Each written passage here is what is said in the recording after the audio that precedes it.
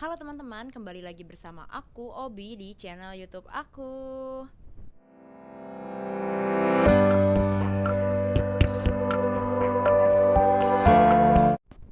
Oke teman-teman, karena ini merupakan salah satu UAS dari mata kuliah teori akuntansi, aku di sini akan menjelaskan kembali tentang teori taking order. Jadi jangan di skip-skip videonya.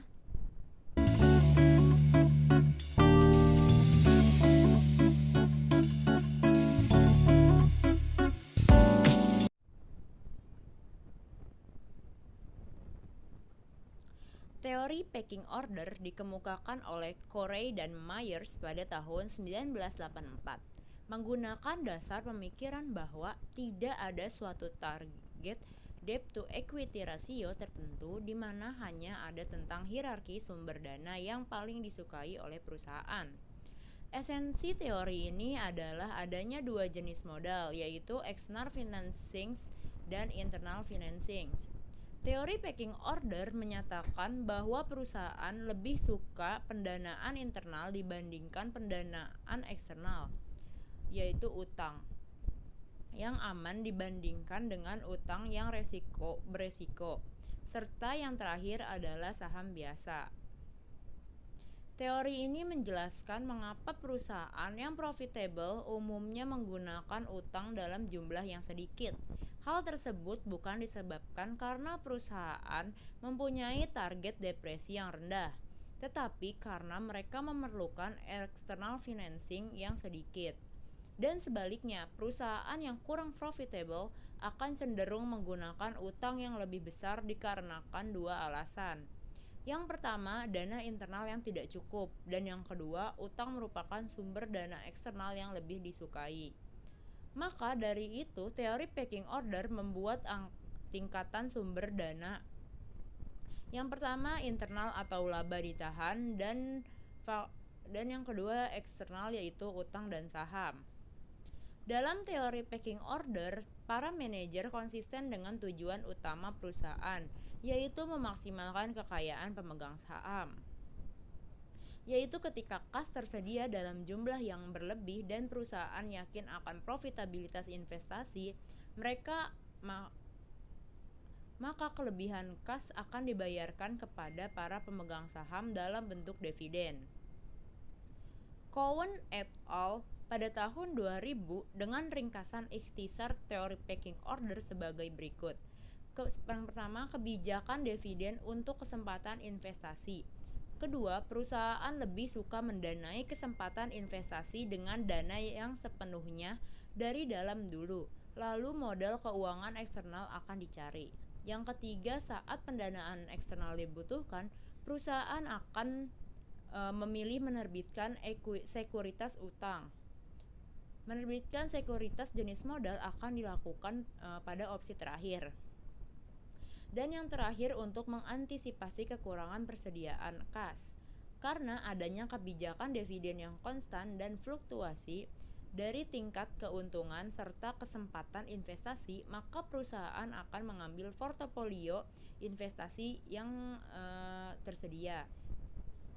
Urutan pendanaan dalam teori packing order yang pertama yaitu laba ditahan, hutang, saham preference, dan yang terakhir adalah saham biasa. Urutan pendanaan ini menunjukkan bahwa pendanaan ini berdasarkan tingkat resiko atas keputusan dan biaya atau sumber pendanaan dimulai dari yang termurah hingga yang paling mahal. Menurut Agus Sartono pada tahun 2015, dalam pemilihan pendanaan eksternal, manajemen mempunyai alasan mengapa dana eksternal lebih disukai dalam bentuk utang daripada dalam bentuk modal tersendiri atau saham.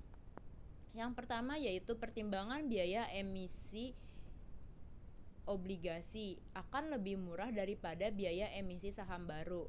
Yang kedua yaitu manajer khawatir kalau menerbitkan saham baru akan ditafsirkan sebagai kabar buruk oleh para pemodal dan membuat harga saham akan turun.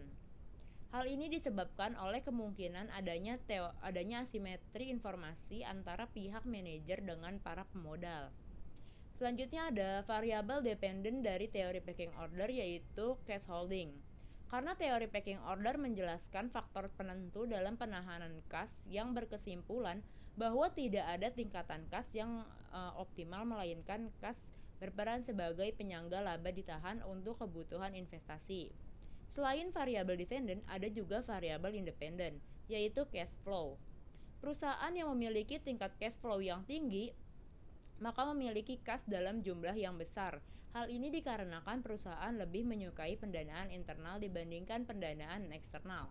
Peningkatan cash flow cenderung untuk menahan pendapatan mereka, mengumpulkan kas yang nantinya dapat mereka gunakan untuk mendanai investasi atau dimanfaatkan ketika terjadinya financial distress. Variabel independen selanjutnya yaitu adalah capital expenditure. Menurut teori pecking order, ada hubungan negatif antara capital expenditure dan kepemilikan kas. Karena capital expenditure dianggap sebagai arus kas keluar. Karena perusahaan yang memiliki expenditure berkaitan dengan dana yang dikeluarkan untuk memperoleh aset tetap. Perusahaan yang dengan capital expenditure semakin rendah, maka kapasitas hutang perusahaan juga akan semakin rendah, sehingga perusahaan akan memiliki jumlah uang tunai yang besar. Alasan mengapa saya memilih teori ini karena merupakan salah satu teori struktur modal di mana pendanaannya berasal dari pendanaan internal dan eksternal. Pada perusahaan yang memiliki profitabilitas tinggi akan sangat rendah untuk menggunakan pendanaan eksternal, dan sebaliknya apabila perusahaan dengan profitabilitas yang rendah maka cenderung akan menggunakan pendanaan eksternal. Sekian video dari aku, kurang lebihnya mohon maaf. Sampai jumpa di video selanjutnya. Dadah!